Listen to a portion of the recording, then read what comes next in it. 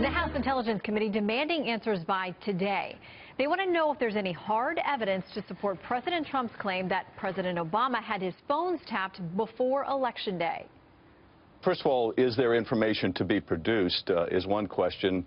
But more than that, we're going to have an open hearing on March 20th. We're going to be able to ask the director of the FBI, among others, is there any truth to this? Have they seen any evidence of this? They would be in a position to have to know. And I think on March 20th, if not before, we'll be able to put this to rest. Michael Goodwin is a New York Post columnist and Fox News contributor and has written a lot about the man at the center of this, FBI Director Jim Comey. He will be in the hot seat. We believe at least part of this hearing will be public for him next week. Do you think he's enjoying being in the spotlight?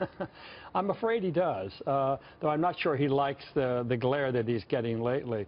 Look, when we look back, Shannon, one of the most remarkable things in American history will be that during the 2016 election, both Hillary Clinton and Donald Trump were under some kind of FBI investigation or surveillance. Lots of stories, we know about the Clinton case, for example, but lots of stories have been written, including one that's in the New York Times, which said there were wiretaps on Trump associates. So something clearly was going on. The Flynn call was intercepted. The Michael Flynn call was intercepted with a Russian ambassador. Somebody knew that Jeff Sessions had met twice with the Russian ambassador, despite his denial and this congressional confirmation. So something went on in both campaigns, led by presumably the FBI, perhaps the CIA, others in the intelligence community. I think Jim Comey has a lot of explaining to do. Well, you think he is, if not one of the most powerful FBI directors in our history? Well, look, I mean, just that example that he had both presidential candidates under some kind of investigation at the same time. As they're battling for the White House, they're also battling him. That's extraordinary. I call him in my piece J. Edgar Comey. He had at least, if not more power than J. Edgar Hoover. And, you know, the Hoover example, I think, is instructive, too. Hoover stayed too long. 5 presidents confessed secretly that they wanted to fire him, but were afraid to. Harry Truman accused him of blackmail, and yet wouldn't fire him. He died in office. Richard Nixon named the building after him. It's the building that Jim Comey goes to work in every day. So I do think there is a sense of these guys being above the law themselves, being unaccountable to anybody. This 10-year term, Comey said, you're stuck with me. He doesn't intend to leave. I mean, that's an incredibly brazen thing to do. And then last week, when President Trump said that he had been wiretapped, Comey apparently went around the FBI and Justice Department demanding the Justice Department issue a denial.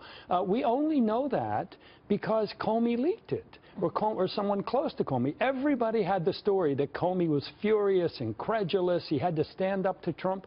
I mean, who rebukes the President of the United States that way, off the record, and gets away with it?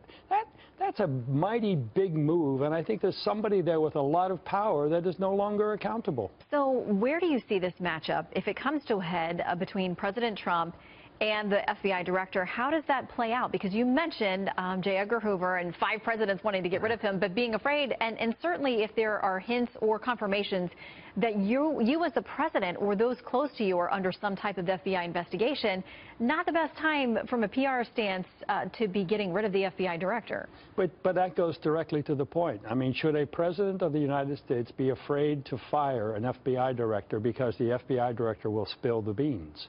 I mean, that's an incredible moment. I mean, talk about blackmail opportunities. Talk about unaccountable power. I mean, I think that is what's wrong with this whole situation with the FBI, where there are so many leaks about investigations that are never put on the record. Nobody is ever held accountable. Did you ever hear of an FBI agent getting fired for leaking? So all of these things, much of this is classified material that gets leaked. How do we know that Donald Trump's campaign was wiretapped, that associates were wiretapped? Only through leaks. Very quickly, I want to play a little bit of what Speaker Ryan had to say about the president bringing up these wiretap allegations and how that has impacted this fight over health care. Did that help or hurt? Yeah, that wasn't really part of the healthcare marketing campaign. Yeah, how much off course did that take you? Like I said, this is going to be an unconventional presidency. Quickly, how much of that has been a distraction now, the wiretap allegations?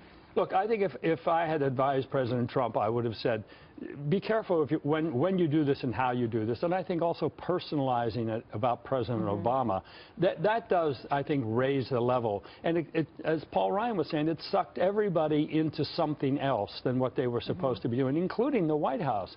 But the cat is now out of the bag. The president has made the charge, and we are about to find out, I hope, whether there was any truth to it or what exactly, I would broaden it, what exactly was the surveillance and investigation of the Trump campaign? What did it find and what did it not find? Yeah, and as we've talked about, the words and the precision that you use is very important in discussing these cases. All right, Michael Goodwin, good to see you. Thanks. Thanks for coming in.